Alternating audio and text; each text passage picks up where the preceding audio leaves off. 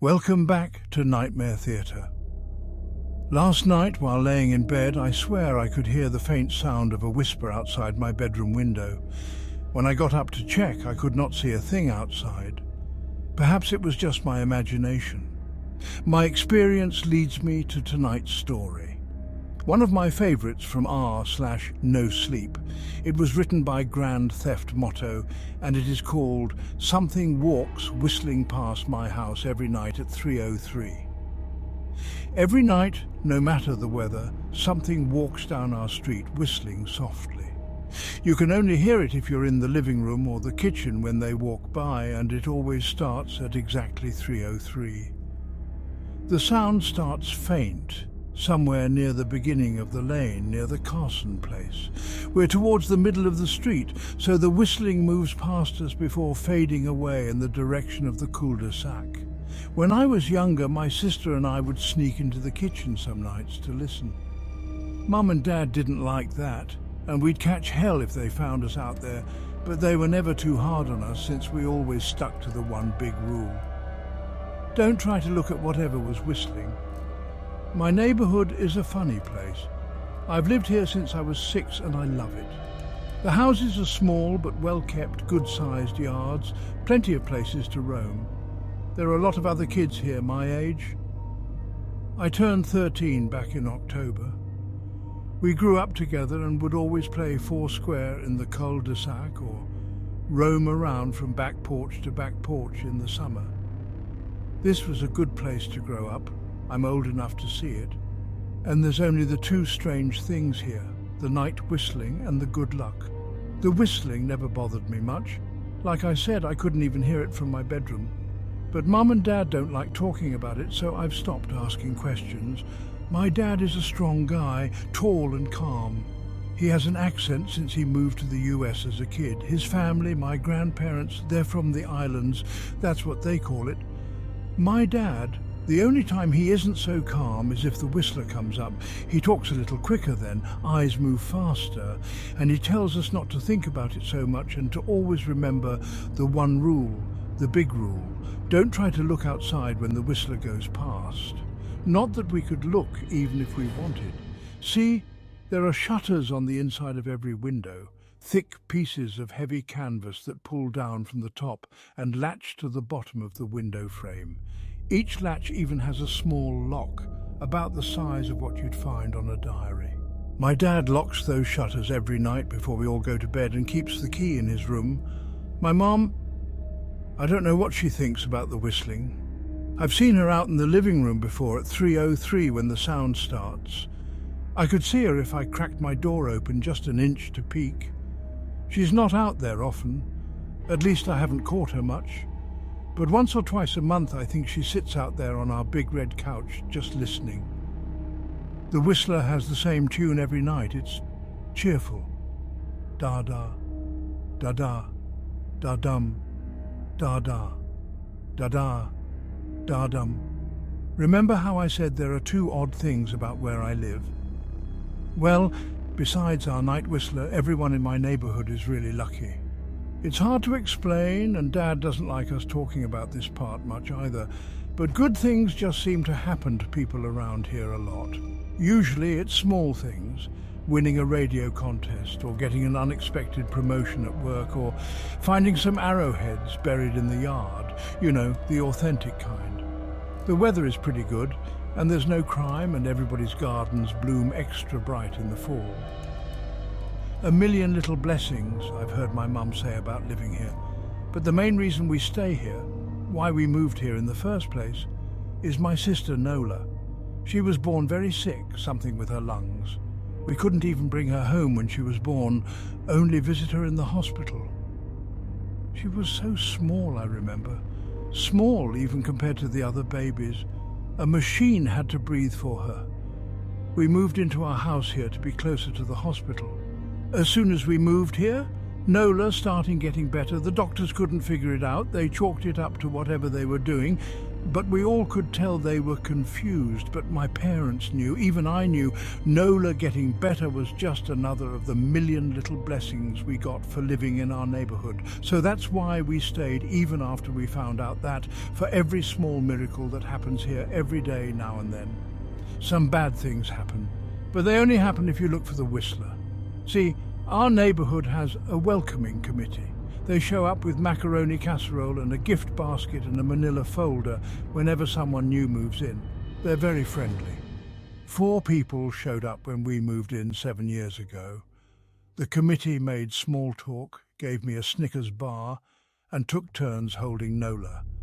It was her first week out of the hospital, so they were extra careful. Then the committee asked to speak to my parents in private. So I was sent to my room where I still managed to hear nearly every word. The welcoming committee told my parents about how nice the neighborhood was. Really exceptionally hard to explain kind of nice. And then they told my parents about the even harder to explain whistling that happened every morning at 3:03 and ended at the tick of 3:05. The group, our new neighbors, warned my parents that the whistling was quiet, would never harm or hurt us, as long as we didn't look for what was making the sound. This part they stressed, and I pushed my ear into the door, straining to hear them. People who went looking for the Whistler had their luck change, sometimes tragically. A black cloud would hang over anyone that looked. Anything that could go wrong would. The manila envelope the committee brought over contained newspaper clippings, stories about car crashes and ruined lives, public deaths and freak accidents. Not everyone dies, I heard the head of the committee tell my dad, but the life goes out of them. Even if they live, there's no light in them ever again, no presence. My mom, I could tell she wasn't taking it seriously. She kept asking if this was some prank they play on new neighbors. At one point, my mom got angry, accused the committee of trying to scare us out of our new home, asked them if they were racist on account of my dad being from the islands. My dad calmed her down, told her he could tell our new neighbors were sincere and they were just trying to help us. He explained that he grew up hearing these kinds of stories from his mom and that he knew there were strange things that walked among us. Some of those strange things were good and some were bad, but most were just different. After the committee left, Dad went out to the hardware store, bought the canvas blinds, the latches and the locks, and installed them on every window in the house after dinner. That first night in our new house, I crept out of my room at 3 a.m., only to find my dad awake sitting on the living room couch, holding my baby sister. My dad held up his finger in a shh motion, but patted the couch next to him. I sat and we waited. At exactly 3:03, we heard the whistling. Da, da, da, da, da, dum, da, da, da, da, da, dum. It came and it went just like our neighbors said. The whistling returns each night and we never look and we enjoy our million little blessings every day. Nola breathes on her own and she's grown into a strong, clever girl. My dad even joined the welcoming committee. We don't get new neighbors often. Why would anyone want to leave? But when a new family moves in, my dad and the committee bring them macaroni casserole, a gift basket, and the manila folder. I can always tell by the look on my dad's face when he comes back if the family took the committee seriously or if we'd be getting new neighbors again very soon. Not long ago, a family moved in directly next to us. The previous owner, Miss Maddie, passed away at age 105. She'd lived a good long life. Our new neighbors seemed like they'd fit in just fine. They believed. The welcoming committee took my dad's advice about the locking shutters since they had a young child of their own. Whatever newspaper clippings were in that manila envelope, whatever evidence, my dad never let us see. But I imagine it must have been awfully convincing since our neighbors got along with no issues for the first month. One night, when our new neighbors had to leave town, they sent their son, Holden, to stay with us. He was 12, a year under me in school. I didn't know him well before that night, but as soon as his parents dropped him off after dinner, I could tell it was going to be a bad time. "Do you know who is always out there whistling every night?" Holden asked the moment the adults left the room. The three of us were sitting in the den, some Disney movie playing idly on the television. My sister and I exchanged a glance. "We don't talk about that," I said. "I think it's that weirdo that lives in the big yellow house on the corner," Holden said. "Mr. Tolles?" my sister asked. "No way, he's really nice." Holden shrugged. "Must be a psycho killer then." Nola tensed. "We don't talk about it," I repeated. "Let's go in my room and play Nintendo." We spent the next few hours playing games, eating popcorn and then watching movies. A typical sleepover, but I could see Holden was getting antsy. After my parents had wished us a good night, locked the blinds and gone to bed, Holden stood up from his beanbag and walked over to where Nola and I were sitting on my bed. "Have you ever even tried looking?" he asked. "It's nearly time." Like most sleepovers, we'd conveniently ignored any suggestion of a bedtime. I was shocked to see he was right. It was almost 3 a.m. I sighed. "We don't... See, I can't even try to look because my dad locks the blinds every night and hides the key," he continued, ignoring me. "So does our dad," said Nola. "No," replied Holden. "No, he doesn't." "You saw him do it," I said, a little sharper than I meant to sound. Holden grinned. "Your dad locks the blinds, yeah, but he doesn't hide the key. He keeps it right on his normal keychain."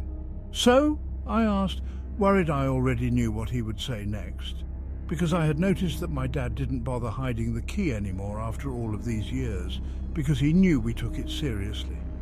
"So after your dad locked up, but before your parents went to bed, I went to the bathroom, and on my way I may have peeked into their room, and I may have seen your dad's keychain on his nightstand, and I maybe went and borrowed the key to blinds." Nola and I stared, and his grin only grew wider. "You're lying," I said. Holden shrugged. "You can check if you want. Just open your parents' door and look. You'll see his keychain right there on the nightstand." "Stay here," I told both of them. "Don't move a muscle." I hurried over to my parents' room but hesitated at the door. If Holden wasn't lying, my dad would be angry, beyond angry. I was scared thinking about it, but more scared of an open window with a whistler right outside. I opened the door, barely an inch, and looked in, but it was too dark to see. Taking a deep breath, I walked into the room. 2 steps into the dark, I froze. The whistling started, and I could hear it clearly from my parents' room. I never realized, but they must have heard the sound every night since we moved into the house. They never told us. I don't think I could have slept through it. I stood there, listening to the whistling come closer, unsure whether I should turn on a light or call out for my dad. Soft sounds from the living room brought me back to reality. "Nola!" I yelled, running out of my parents' room. Holden and Nola were standing near the front door next to a window. Holden wasn't lying. I could see him fumbling with the lock on one of the blinds. I heard a click. He did have the key. Holden let out a quick laugh. Nola stood next to him, hunched up, afraid but maybe curious. The whistling was right outside our house now. I think I made a sound, called out. I can't remember. Time felt frozen, clock hands nailed to the face, but I found myself moving. I'm not fast, I've never been athletic. Somehow, though, I covered the space between myself and Nola in a moment. My eyes were locked on her, but I heard Holden pull the blind all the way down so it could release. I heard the snap of it start to raise, and I heard the whistling just on the other side of the window. But I had my arms around Nola, and I turned her so she was facing away from the window. At the same time, I jammed my eyes shut. The blind whipped open. The whistling stopped. I felt Nola shaking in my arms. "Don't look, okay?" I told her. "Don't turn around." We were positioned so that she was facing back towards the hallway, and I was facing the window. My eyes were still closed. I felt her nod into my shoulder. I reached out with the arm not holding Nola and tried to touch Holden. My hand brushed against his arm. He was shaking worse than Nola. "Holden?" I asked. Silence. I reached past him and gingerly felt for the window, eyes still sealed shut. The glass was cold against my fingertips, colder than it should have been for the time of year. I moved my hand up the window, searching for the string to the blind. The glass began to get warmer the further I reached, and there was a gentle hum feeding back into my fingertips. I tried not to think about what might be on the other side of the window. Finally, I touched the string and yanked the blinds shut. I opened my eyes. In the dim light leaking out from the kitchen, I could make out Holden, pale and small, staring at the now closed window. "Holden?" I asked again. He turned towards me and he screamed. Everything became a flurry of motion. Lights sparked to life in the hall, then the living room. My parents' footsteps thudded across the hardwood floor. I didn't turn to look back at them. My eyes were glued to Holden. He was pale, had bit his lip so hard there was a thin red line of blood running down his chin, and he'd wet himself. "What happened?" my dad asked from behind me. I managed to swivel away from Holden and look back. I'd never seen my dad scared before, but I saw it that night. In that moment, an old ugly terror stitched on his face, a parent's fear. "Just Holden?" he mouthed to me. I nodded yes. My dad let out a breath. He looked so relieved I nearly expected him to cheer. But then he turned to Holden and my dad's face changed. I wondered if he felt bad for feeling good that Holden was the only one that looked. There was a knock at the door. We all froze. Holden whimpered. "Don't answer it," my mum said. She stood at the threshold of the hall. I'd always thought she was a skeptic and just humoured my dad about the windows and the whistler, but that night we were all believers. I noticed that both of my parents held baseball bats they must have taken from their bedroom. The knock came again, a little louder this time.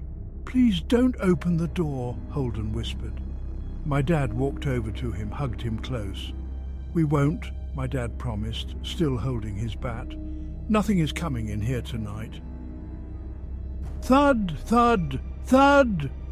This time the knocking was loud enough to rattle the door.